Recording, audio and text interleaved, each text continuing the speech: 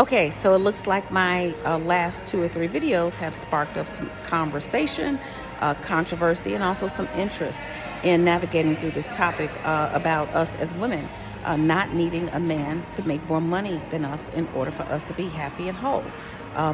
It's not necessary, and if you agree or disagree, or you want to know more about, what my thoughts on this are and how this has worked out for me in my life and so many others, then go and read the other 2 or 3, watch the other 2 or 3 videos. But what I'm going to do now is answer some questions because some very, very good questions and concerns have arisen. And so, first of all, to my brothers who are watching, and you are taking this back to the women in your life, thank you so much. I support you. I believe in you, and I know that there are so many of you out there who want to give love to a woman. And hopefully we are opening the pathway in order for that love to be received. So this is from Aaron. Aaron says, the problem is that women compete with each other. How are they going to explain this to their girlfriend that their man is a stay-at-home husband? If you can fix this issue, you can fix the modern-day woman. Okay, so Aaron, this is a very good situation because you're right. Women are competing, and women are in sororities and organizations, and what kind of car you drive, what kind of house can you afford. I was in that situation. I went to a prestigious university, and whenever I dated someone, the very first thing that I was asked is, what school does he go to? So there was that status because it was a prestigious university, and so I married somebody who didn't go to school at all. So that question would have been a really, really short answer. But what I'm going to say to you, and I'm going to say to all of the women who are worried about what your friends think, first of all, it's none of their business. It's really none of their business what your man does, okay? And if you think that you are in a situation where you're being judged, then are those really your friends, right? Are those really, really, really your friends? Because I'm going to tell you, in all of my years of being with my husband, Demetrius, and I have friends, sisters, sorority sisters, and women who are near and dear to my heart. They are doctors, they are lawyers, they are successful and accomplished. And what my husband does for a living or how much money he makes has never been an issue. It has never been an issue. It's never come up. He's never been looked down upon. And, I'm considered to be an academic and all this stuff. And, I got straight A's in school. But it didn't matter. Because let me tell you something, what they all saw in Demetrius that I see in him, in my man. First of all, they were just happy that somebody had the skill set to tolerate me. I'm just going to tell you the truth, all right? And they saw that he was kind and loving and gentle. And so that was more important than anything. And my late sister, Jackie, rest in peace, she often said that if it wasn't for him, she don't know what I would have turned out to be. And you know what? I would be successful. I just don't know if I'd be, I'd probably be a little crazier than I already am. But the truth is, he calms me. He comforts me. He cheers me on. And it's because of the love that I receive from him that I am able to go out and make so many accomplishments. So, ladies, forget all of that and stop trying to keep up with the Joneses anyway.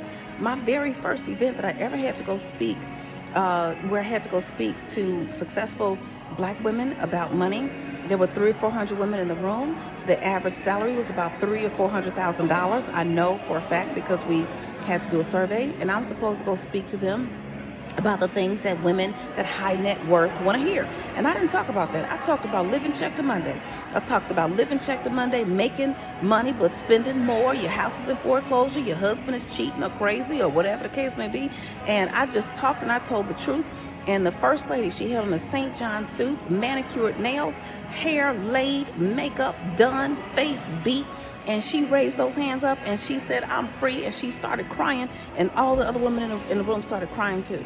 So you might be trying to keep up with a whole bunch of people who are in bondage. And I am telling you to forget what they think and be free. Now, if the people who are judging you or judging your mate, if they are your family members, what I say about family members is you didn't pick those family members. So that's not your fault if they are not understanding.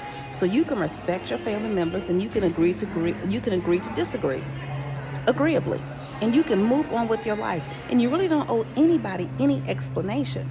And so I would say If you are willing to let go of toxic people, friends, and family members who are judging you based on what you have and what he has and what he does and this, that, and the other, I say be willing to close that door so that you can open the door to the people who are going to receive you in truth and in love. Okay, so that's my story, and I'm sticking to it on that, all right? Here's the next question. The next question is from Rondell Johnson. Rondell, very, very good question. And men, thank you so much. Thank you so much for sending these questions, because we need to talk about this and we do need to deal with this. Rondell says, in my experience, when I love a man for who he is and not for what he has, he gets confused because he doesn't know who he is. So he despises how I feel towards him because he doesn't understand why. The fright causes the flight. I also run into men who don't know how to handle a woman that is neither broken nor toxic. If they don't see a need to fix me, they don't know how to contribute to the relationship. Wishing you all the best in life and in love. Okay, so this is a good question. This is a good situation, or a good thing to bring up. So you are trying to love the man and he doesn't love himself, and so it's difficult for him to find value in the relationship. Well, let me help you understand something. You cannot teach someone how to love themselves. You can extend love, and if they receive it, now we all need encouragement and we all need holding up and lifting up. And when I met my husband, I wanted to save him and help him, and he wanted to save me and help me. We had both been through things in life, and I just wanted him to know that there was somebody out there that he could depend on, and he wanted to do the same thing for me. But I had to receive it. He had to receive it. So I'm not saying to you, accept a man into your life who is broken and doesn't know how to get unbroke, even with all the love that you're extending. But ensure that when you are extending love, that you're not being judgmental. Ensure that when you are extending love, that you are asking questions and not making assumptions. Communicate, ask questions. I said that in one of my earlier videos. Talk, because when you do not talk, what happens is both people are left to make their own assumptions about what's happening, and it's usually wrong. It's usually wrong when you don't communicate. Everybody comes up with their own conclusion, and it's not the right conclusion. So communicate and talk, and establish boundaries. If he is intimidated by you and you're showing love, and that means he's not showing up, he's not being responsible, he's not being honest. Look at my previous list. I said God-fearing.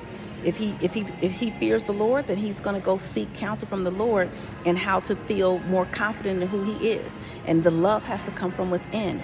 And the love of God and the love of Jesus Christ, in my opinion, are that's kind of love that can restore a broken human being. You can't be restored by another person. You can only be restored by the Holy Spirit. So hopefully, if he has a relationship with God, he can work on that. Is he still telling the truth? Is he being hardworking and responsible? Or is he in a situation where, because he feels so inadequate, he's not doing any of those things? And guess what? He's not meeting the items on the list. And so now you have to establish boundaries and consequences, and stick to those consequences that you establish. If you don't get a job, then X, Y, and Z has to happen. If if you feel too toxic to me, then I'm not going to be able to continue in this relationship. Whatever those boundaries are, establish them and stick to them. The other part is, you said that they don't know how to handle a woman who doesn't need fixing. Okay, so men do want to save us in some cases. They want to feel like they are needed. And, there have been times in my marriage or in my relationship where I just feel like I could do it all. I could do it all. And let me tell you something, I got so tired.